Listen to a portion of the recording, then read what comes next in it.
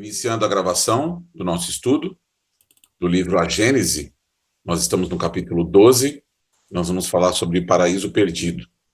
Eu vou iniciar essa leitura já fazendo a leitura da nota que nós temos aqui no Paraíso Perdido, nota de Allan Kardec. Em seguida, há alguns versículos, se acha a tradução literal do texto hebreu, exprimindo mais fielmente o pensamento primitivo.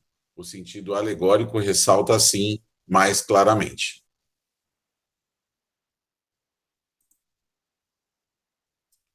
Vamos lá. Item 13. Capítulo 2. Ora, o Senhor Deus plantara desde o começo um jardim de delícias, no qual pôs o homem que ele formara. O Senhor Deus também fizera sair da terra toda espécie de árvores belas ao olhar e de frutos era agradável ao paladar. E no meio do paraíso, a árvore da vida, com a árvore da ciência, do bem e do mal. Jeová Elohim fez sair da terra toda árvore bela de se ver e boa para se comer, e a árvore da vida, no meio do jardim, e a árvore da ciência, do bem e do mal. Item 15. O Senhor tomou, pois, do homem e o colocou no paraíso de delícias, a fim de que o cultivasse e guardasse. Deus deu-lhe também essa ordem e lhe disse: come todas as árvores do paraíso. Jeová Elohim ordenou ao homem, dizendo: de toda árvore do jardim podes comer, mas não comas absolutamente o fruto da árvore da ciência, do bem e do mal, porquanto, logo que o comeres, morrerás com toda certeza. E a árvore da ciência, do bem e do mal não comerás, pois que no dia em que dela comeres, morrerás. Item 4, capítulo 3. Item 14, capítulo 3. Ora, a serpente era o mais astuto de todos os animais que o Senhor Deus formara na terra.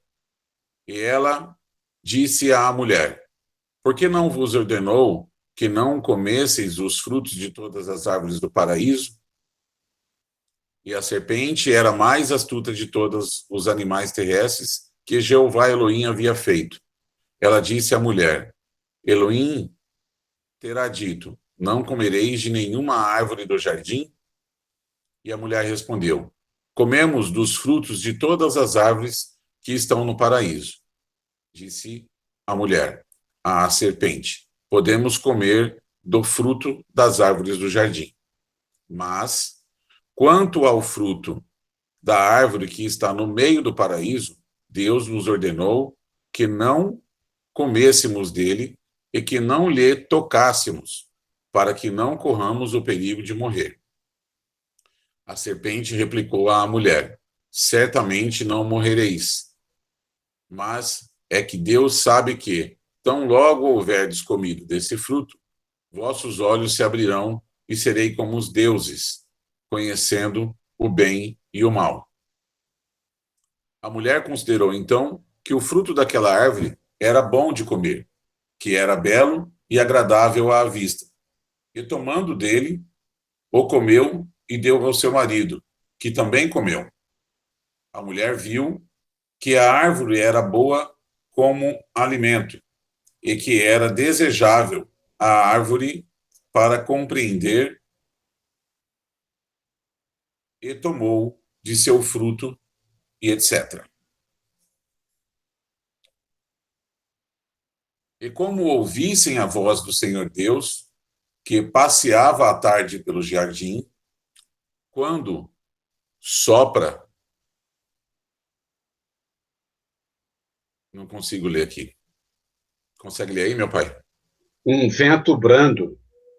Um vento brando, eles se retiram para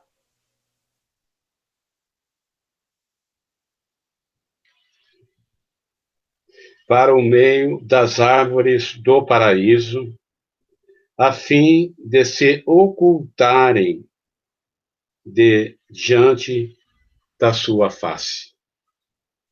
Obrigado. Então o Senhor Deus chamou Adão e lhe disse: Onde estás? Adão lhe respondeu: Ouvi a tua voz no paraíso e tive medo, porque estava nu. Sendo essa a razão por que me escondi. O Senhor lhe retrucou: E como soubeste que estava nu? Senão porque comeste o fruto da árvore, da qual eu vos proibi de comesseis? Adão lhe respondeu: A mulher que me desse por companheira me apresentou o fruto dessa árvore, e eu dele comi. O Senhor Deus disse à mulher: Por que fizeste isso? E ela respondeu: A serpente me enganou e eu comi desse fruto. Então o Senhor Deus disse à serpente: Por teres feito isso, serás maldita. Entre todos os animais e de todas as bestas da terra andarás sobre o ventre e comerás terra por todos os dias de sua vida. Porém, uma inimizade entre ti e a mulher, entre a sua raça e a tua. Ela te esmagará a cabeça e tu tentarás morder-lhe o calcanhar. Deus disse também à mulher: Afligir-te-ei com muitos males durante a tua gravidez.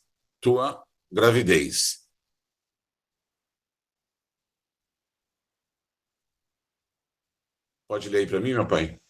Parirás com dor, estarás sobre a dominação de teu marido, e ele te dominará.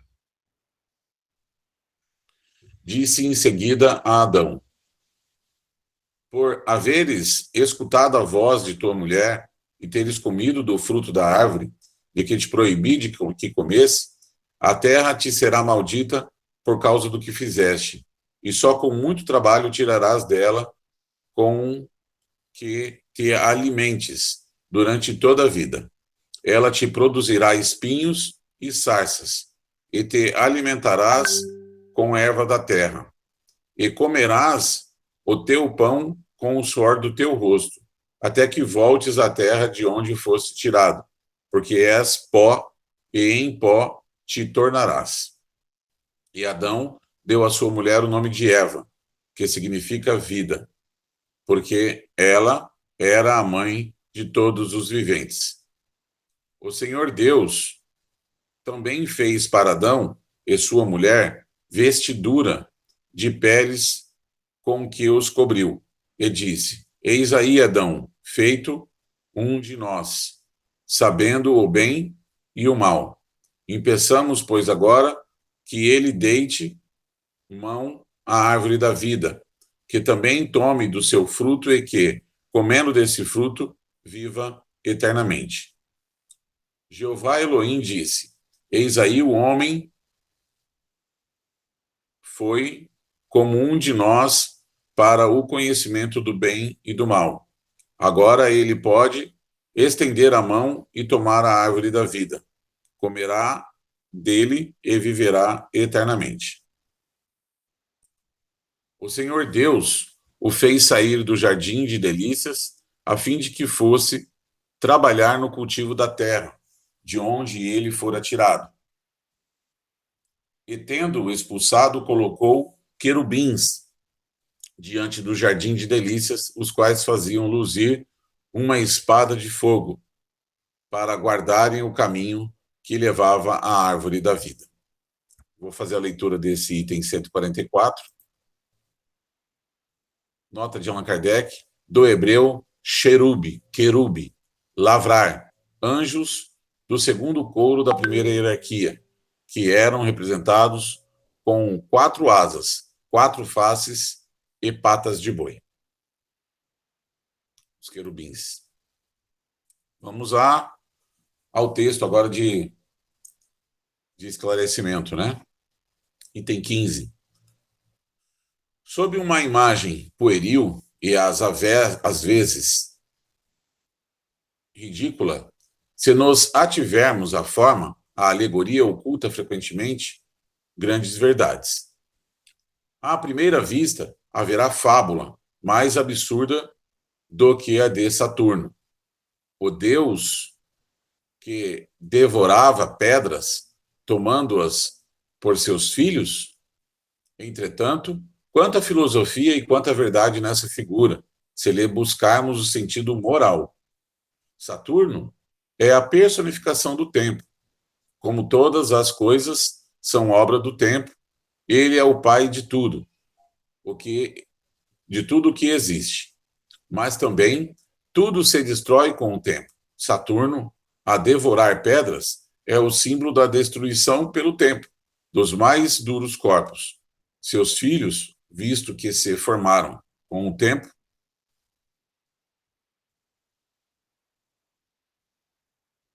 e quem, segundo essa mesma alegoria, escapa à semelhante destruição?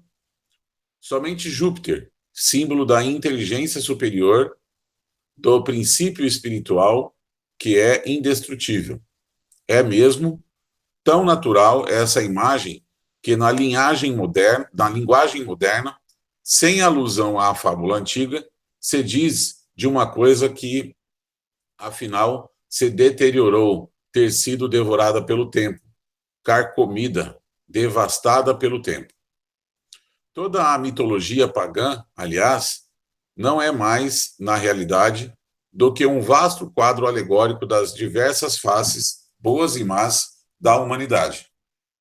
Para quem lhe busca o espírito, é um curso completo da mais alta filosofia, como acontece com as fábulas da atualidade. O absurdo estava em tomarem a forma pelo fundo. Dá-se a mesma coisa com a Gênese, na qual se tem que perceber grandes verdades morais debaixo das figuras materiais que, tomadas ao pé da letra, seriam tão absurdas como se, em nossas fábulas, tomássemos em sentido literal as cenas e os diálogos atribuídos aos animais. Adão é a personificação da humanidade. Sua falta individualiza a fraqueza do homem, em quem predominam os instintos materiais a que ele não sabe resistir. A nota 145, nota de Kardec, está hoje perfeitamente reconhecido que a palavra hebreu o Adão não é nome próprio, mas significa homem em geral, a humanidade, o que destrói toda a estrutura levantada sobre a personalidade de Adão. Importante isso, né? Uma nota simples e tão importante, né? A árvore, como árvore da vida, é o emblema da vida espiritual. Como árvore da ciência, é o da consciência do bem e do mal, que o homem adquire pelo desenvolvimento de sua inteligência e do livre-arbítrio, em virtude do qual ele escolhe entre um e outro. Assinala o ponto em que a alma do homem, deixando de ser guiada unicamente pelos instintos, toma posse de sua liberdade e incorre na responsabilidade de seus atos. O fruto da árvore simboliza o objeto dos desejos materiais do homem e é a alegoria da cobiça e da concupiscência. Resume, numa figura única, os motivos do arrastamento ao mal. O comer é sucumbir à tentação.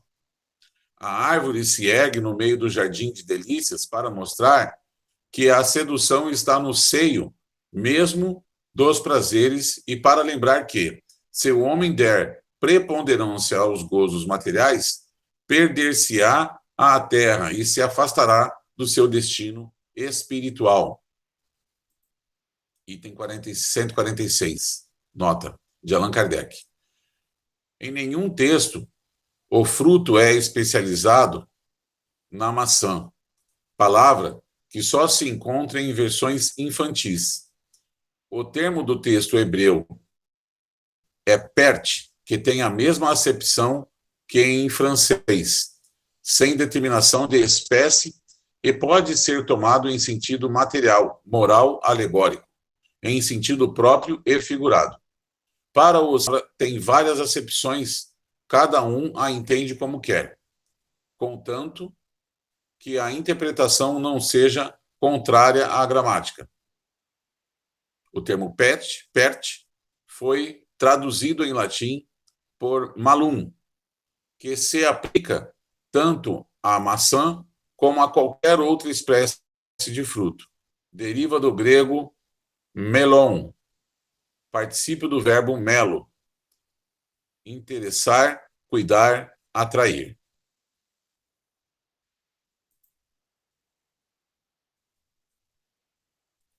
A morte de que ele é ameaçado caso transgrida a proibição que lhe é feita é um aviso das consequências inevitáveis, físicas e morais, decorrentes da violação das leis divinas que Deus lhe gravou na consciência. É bem evidente que aqui não se trata da morte corpórea, pois que, depois de cometida a falta, Adão ainda viveu longo tempo, mas sim da morte espiritual, ou, em outras palavras, a perda dos bens que resultam do adiantamento moral, perda figurada pela sua expulsão do jardim de delícias. Prossigo na leitura? 17. A serpente está longe de ser considerada hoje como tipo de astúcia.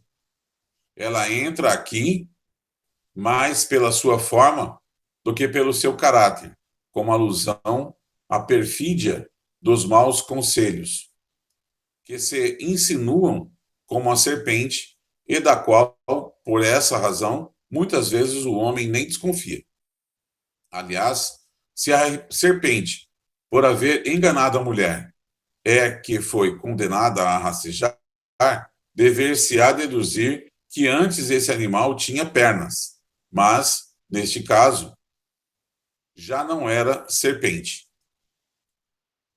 Por que, então, impor a fé ingênua e crédula das crianças como verdades, alegorias tão evidentes e que, falseando o julgamento delas, faz que mais tarde venham a considerar a Bíblia como uma colcha de fábulas absurdas? Além disso, deve-se notar que o termo hebreu nahash, traduzido por serpente, vem da raiz nahansh, que significa fazer encantamentos, adivinhar as coisas ocultas, podendo, pois, significar encantador adivinho. Com essa exceção, ele é encontrado na própria Gênesis, capítulo 4, versículo 5.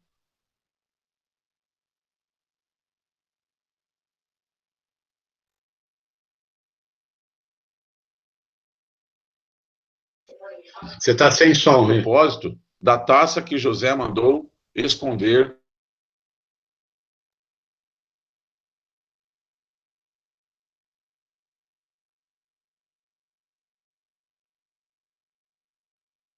Você está sem som, Rei. Ricardo, não tá. Capítulo Eu 23. não tô ouvindo. Oi? Volta um pouquinho para começar de novo. Com essa acepção, pelo menos. Vocês estão me ouvindo ou não? Agora sim. Na onde que eu volto? Com essa acepção. Com essa acepção, ele é encontrado na própria Gênese. E, a propósito da taça que José mandou esconder no saco de Benjamim. A taça que roubaste é a mesma que o meu senhor bebe e de que se serve para adivinhar. Usando o termo, né? Ignoras que não há quem se iguale na ciência de adivinhar? Quem me iguale na ciência de adivinhar? De novo o termo, né? E no livro número 23, acho que capítulo 23, né? Não há encantamentos em Jacó, nem adivinhos em Israel, usando o mesmo termo. Em consequência, a palavra Nanhash tomou também o significação de serpente, réptil, que os encantadores tinham a pretensão de encantar, ou de que se serviam em seus encantamentos. Que são aqueles encantadores de serpente, né? Que cantam para a serpente levanta no cesto e tal, né? A palavra Nanhansh só foi traduzida por serpente na versão dos 70, os quais, segundo Ruth Chesson, corromperam o texto hebreu em muitos lugares. Versão essa escrita em grego no segundo século da era cristã. As inexatidões dessa versão resultaram, sem dúvida, das modificações que a língua hebraica sofrera no intervalo transcorrido, visto que os hebreus do Templo de Moisés eram uma língua morta, que diferia do hebreu vulgar, tanto quanto o grego antigo e o árabe literário diferem do grego e do árabe modernos. Nota de Allan Kardec. O termo Nanhansh existia na língua egípcia, com a significação de negro. Provavelmente porque os negros tinham o dom de encantamentos e adivinhações. Talvez, também por isso, é que as esfinges de origem assíria eram representadas por uma figura de negro.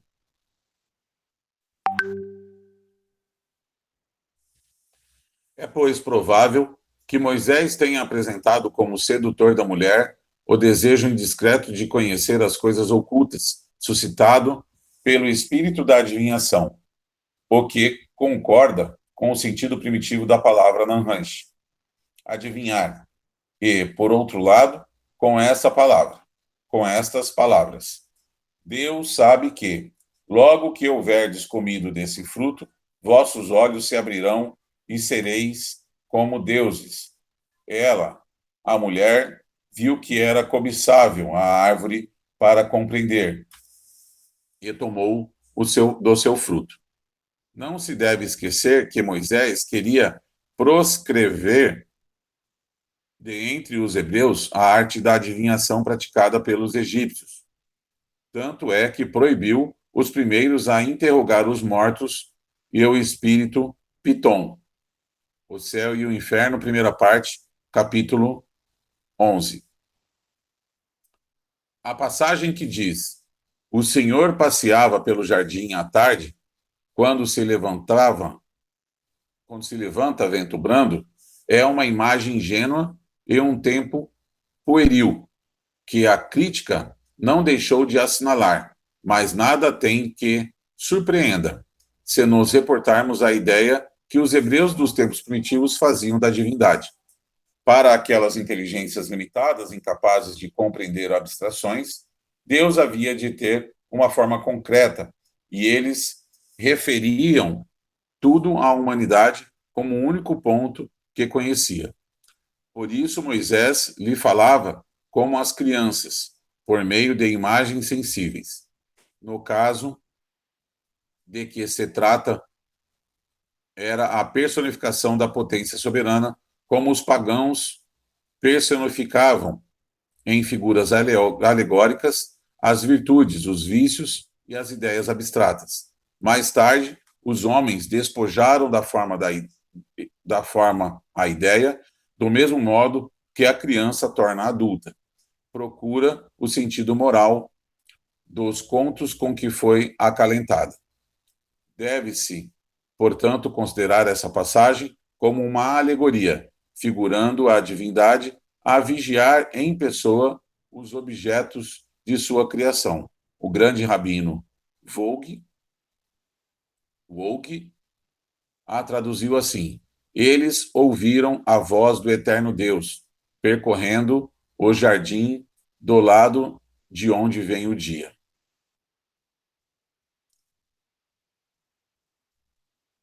Vocês querem fazer comentário? Porque senão a gente vai ficar muito distante, eu acho que de alguns pontos que foram levantados, né?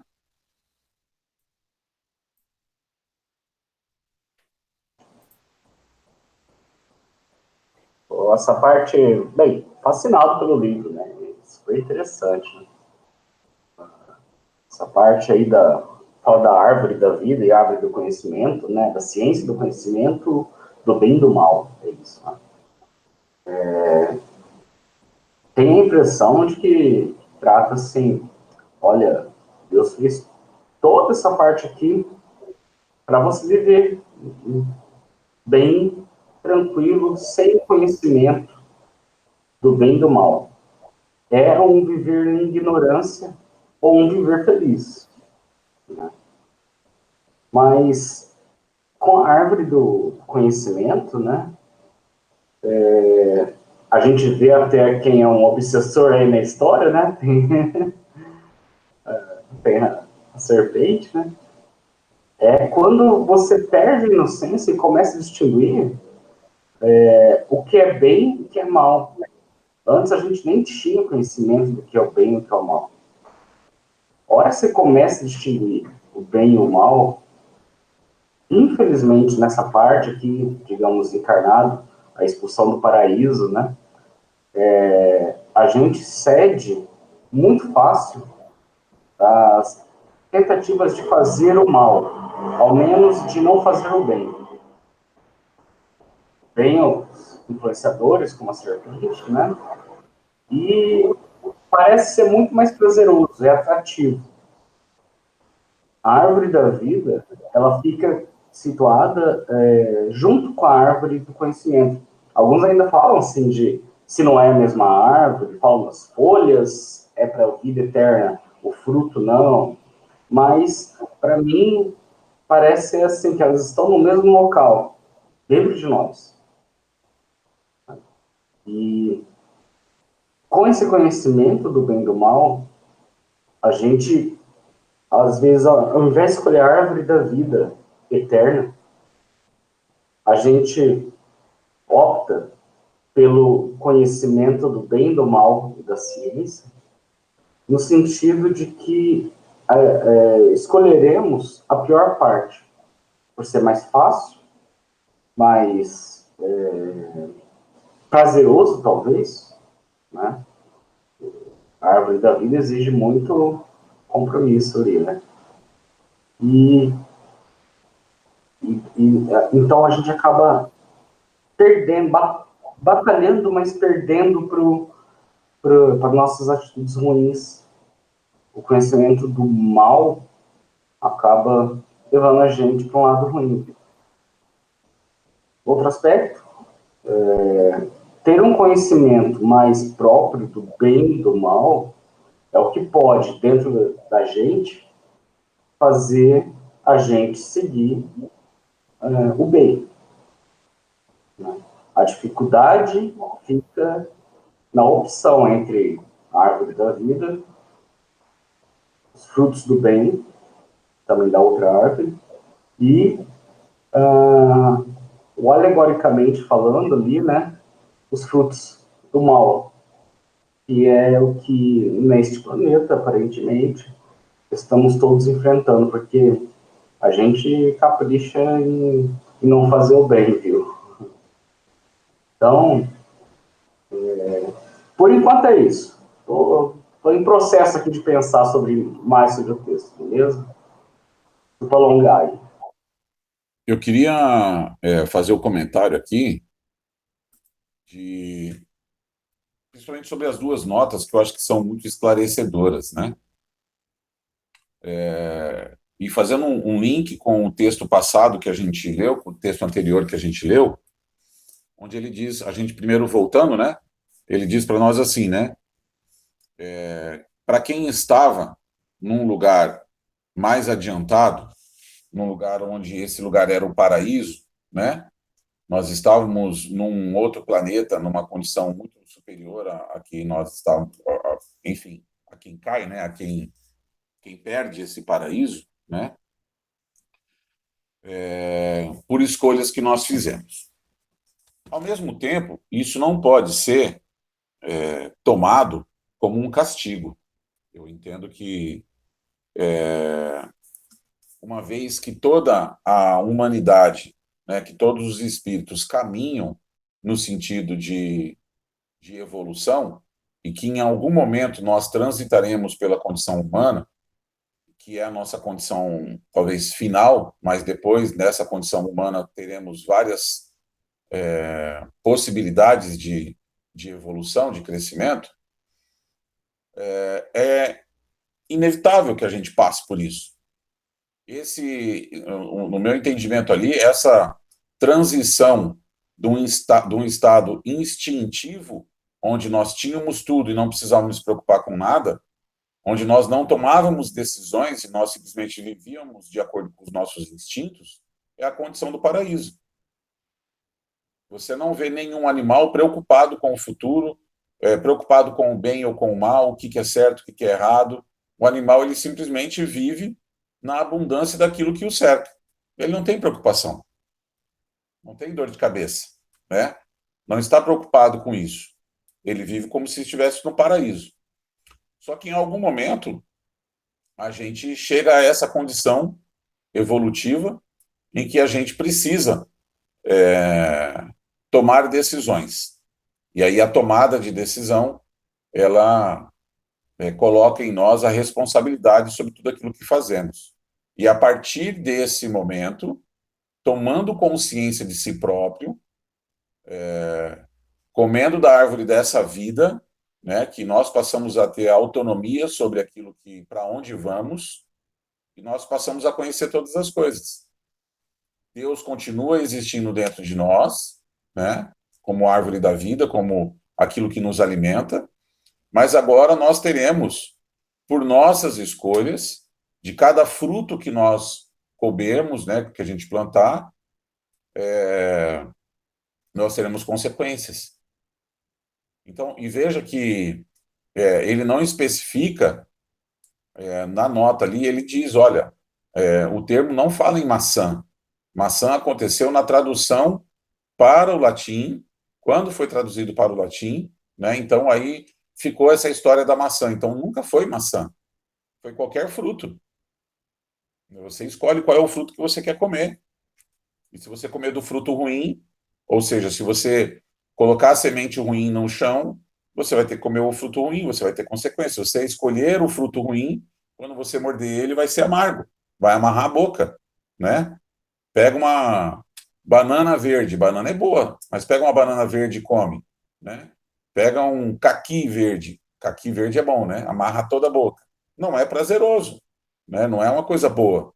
Então, qualquer fruta, não uma fruta proibida, não fazendo o link com a questão do sexo, principalmente, né? Porque você vê que em nenhum momento isso é falado aqui, em absolutamente nenhum momento.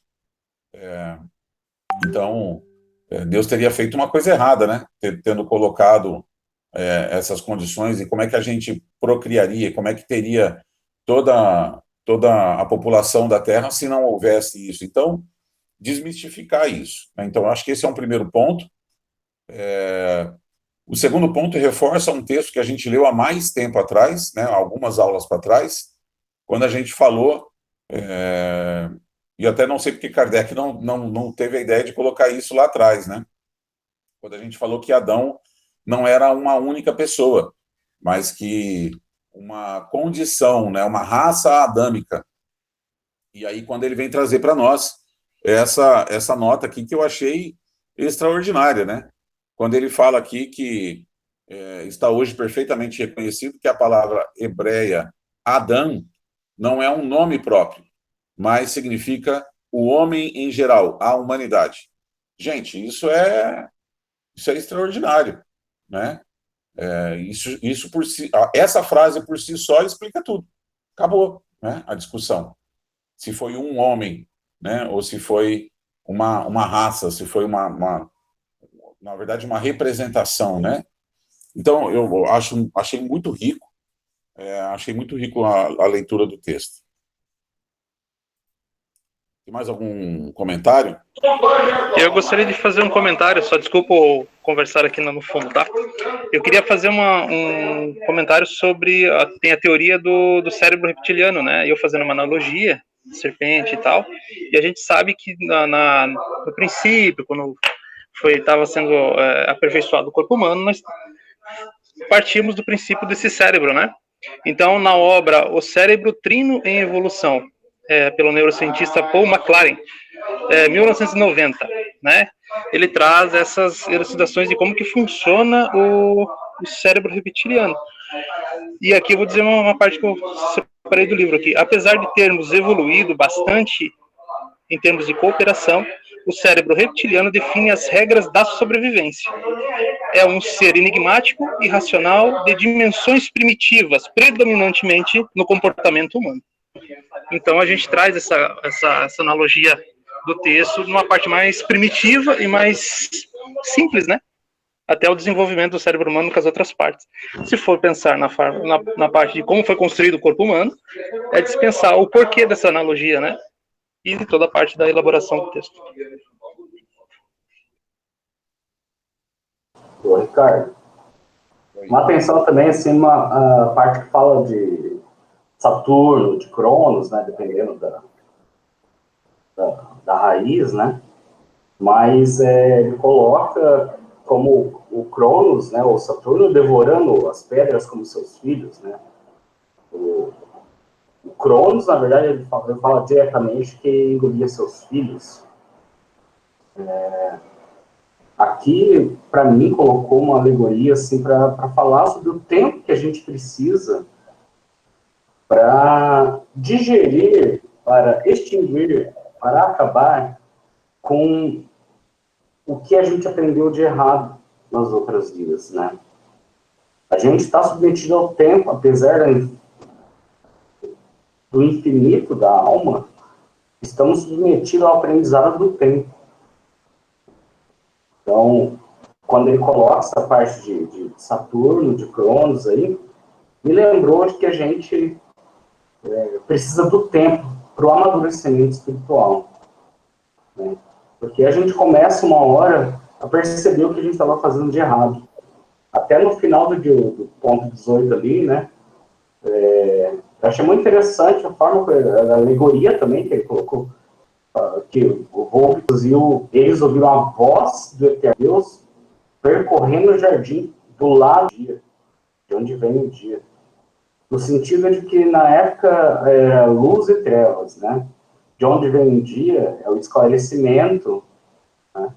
É onde a gente busca a renovação das forças, quando a gente levanta para o trabalho, é quando a gente está fazendo alguma coisa buscando a voz de Deus para se melhorar através do conhecimento, acredito, espiritual, né?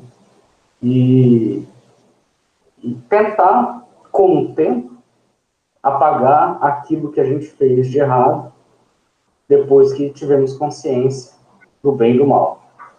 Então, deve parecer confuso aí, mas na minha cabeça fez uma lógica, tá? É isso.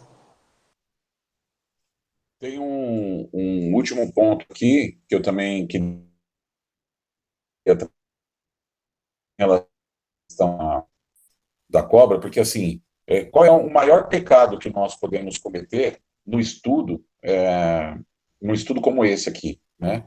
Nós não podemos deixar de contextualizar em que sentido ele estava sendo escrito, como estava sendo escrito, né? E aí tem uma situação que ele fala aqui, que não se deve esquecer que Moisés queria proscrever entre os hebreus a arte da adivinhação praticada pelos egípcios. Eles trouxeram isso do Egito, de quando foram escravos no Egito. Tanto que proibiu os primeiros mortos e o espírito Piton. Então, existia uma prática Tá falando teu comentário, Ricardo. na sociedade hebreia, que eles trouxeram isso do Egito. Então, existia no texto escrito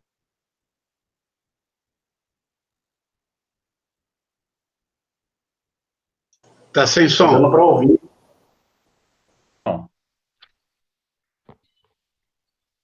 Tá ouvindo, meu pai? Agora sim. Agora sim. Mas não estava ouvindo Cortou de antes? novo. Tá cortando. Tá. Só um pouquinho. Tá ouvindo agora? Sim. Meu Wi-Fi Tá tá. um lag grande Meu Wi- entre a câmera e o celular, hein? o que eu estava trazendo aqui só é que nós não podemos deixar de lado essa preocupação de Moisés, quando ele cita ali no final, não se deve esquecer que Moisés queria proscrever dos hebreus a arte de adivinhação praticada pelos egípcios.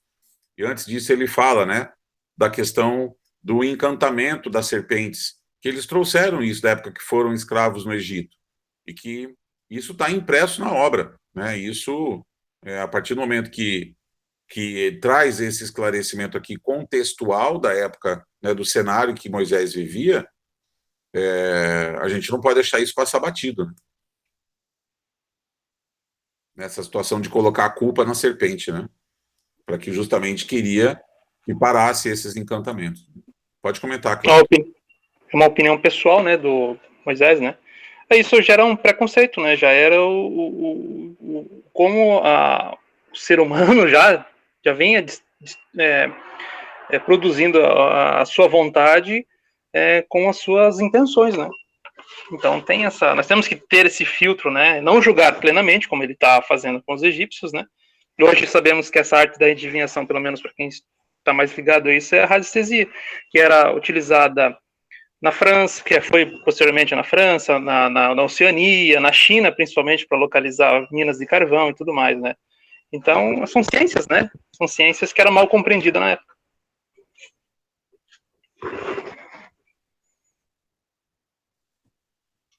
Eu gostaria de fazer um pequeno comentário. Talvez uma das grandes dificuldades hoje que nós criamos para nós mesmos, e eu quero Tá sem som, seu Celso. Tá funcionando para mim aqui. Para mim também, estou ouvindo normal. Para mim também. Beleza. Então, eu acho que uma das grandes dificuldades que nós criamos para nós, e eu gostaria de acrescentar que não é senão por ignorância, interesse pessoal também pode ser que haja, e até por fanatismo. Você ler o texto, né, da Gênese e interpretar a letra. Hoje não é mais possível você acreditar que um homem e uma mulher habitou, foi, vamos dizer, a raiz de toda a população do planeta. Tudo isso se torna muito ingênuo. Mas eu quero acrescentar que, se hoje ainda há interpretação assim, é que falta o uso do bom senso, da razão, da ciência, né? E quando você deixa esses fatores de lado, você parte para algumas opções que eu não quero ser crítico aqui, mas quando você opta, por exemplo, pelo interesse pessoal ou pelo fanatismo, né? Como que nós vamos pregar uma coisa que talvez nem conhecemos, nem nos aprofundamos direito naquele assunto? Então, eu só quero deixar aqui que, reestudando a Gênesis, né, como nós estamos fazendo aqui hoje, isso é tão claro. Se você usar a razão, o bom senso, a inteligência, gente.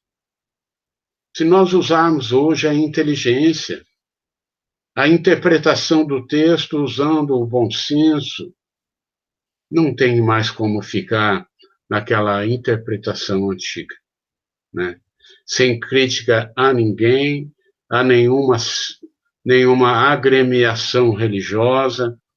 Eu estou falando exatamente de como interpretar o texto da Gênese ainda daquela forma tão antiga, né?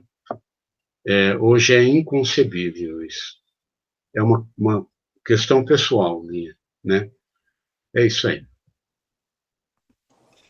Só para fechar aqui, eu acho que tem... Eu só fazer uma sugestão aí, Celso. O Haroldo Dutra Dias, ele é especialista em crítica textual, né? Que é se aproximar ao máximo possível do verdadeiro sentido escrito, original mesmo, né? E ele tem, para quem já interessa aí, ele tem esse projeto de explicar o Antigo Testamento de acordo com ele aprendeu hebreu, né? Para poder passar para os outros. E sobre Gênesis, ele já tem, e são aulas e aulas e aulas de interpretação de acordo com o mais próximo possível do escrito originário e com os pensamentos que temos hoje. Então, é uma dica aí para quem quiser estudar. Demora, mas é importante porque ele faz uma análise, nosso próximo Divaldo Franco, imagina, né? Uma análise muito importante aí do texto originário. Tá? Só uma dica. Valeu. Até para pegar o texto original, né, tem duas cópias originais, que é feito em hebraico quadrado ainda, né, quadrático, né, que eles falam, né, que é sem acentuação, né. Então ele é bem complicado de ser interpretado, porque a parte alfabética dele é limitadíssima, né, e traz muita interpretação, né. Mas tem realmente dois textos da Gênesis que ainda estão, acho que estão no museu, se eu não me salvo engano aqui, se está no Egito, não sei, mas tem ali realmente as duas cópias, o mais fiel possível, escrito pelos letrados na época de Jesus, né? Então, tem a interpretação deles da época, né? Mas não veio depois do Conselho de Nicéia e os outros tantos, né? Que veio trazendo a interpretação em cima da interpretação, né? Então, fica bem, bem legal isso que você comentou aí. Bem bacana. Eu queria só fazer um reforço dentro do que o pai falou, que o nosso objetivo aqui nesse estudo, e como qualquer estudo direcionado às coisas aqui da Gênese, né? Ele não é desconstruir verdades absolutas de outras crenças. Mas a gente precisa avaliar o impacto de um pecado, que é um pecado que não faz muito sentido, né? Um único pecado, que é o pecado do sexo, do fruto proibido, né? Que não deveria ser proibido, porque para poder procriar e de acordo com a leitura deles, né? De acordo com essa leitura de que existia somente Adão e Eva, não poderia ser proibido, porque se eles foram criados para povoar a terra, como eles poderiam provar do fruto proibido e não provar do fruto proibido e, ao mesmo tempo, o fruto da sedução, né? E, ao mesmo tempo, procriar a terra? Como é que seria possível? Então, esse texto, ele diz para nós que existem muitos frutos muito mais proibidos, muito mais complicados do que a questão do sexo. Existem atitudes, existem decisões de cunho moral que são muito mais complexas, que são muito mais difíceis, que são muito mais pecaminosas do que você simplesmente morder o fruto da sedução.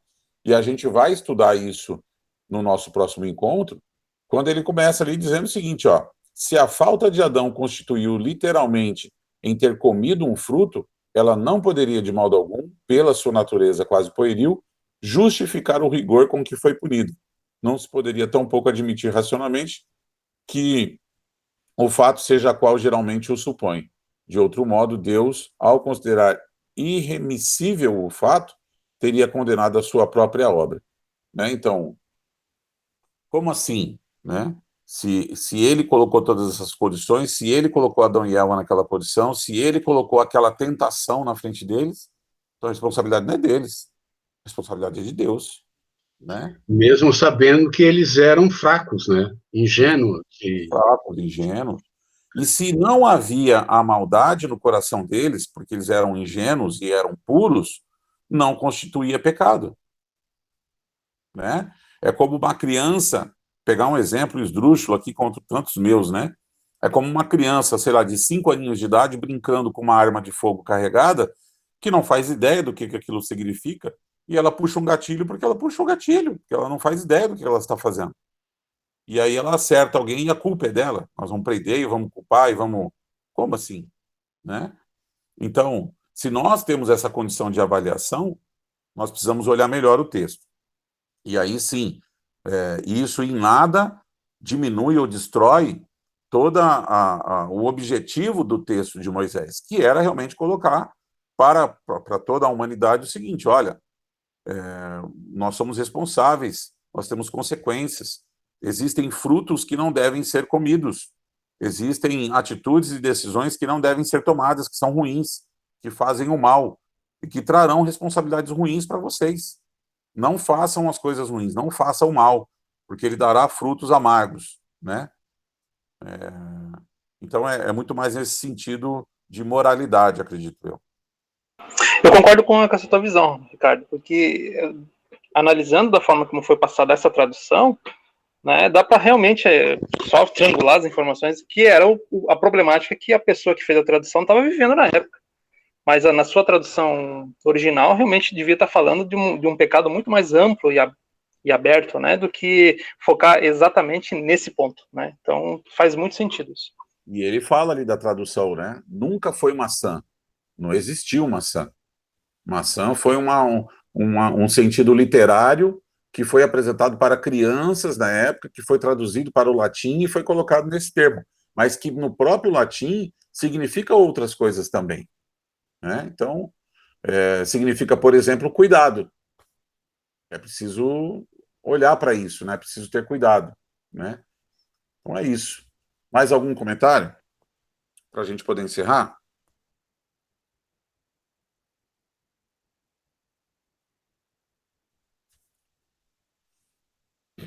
Então é isso. Vocês foram sensacionais hoje, hein?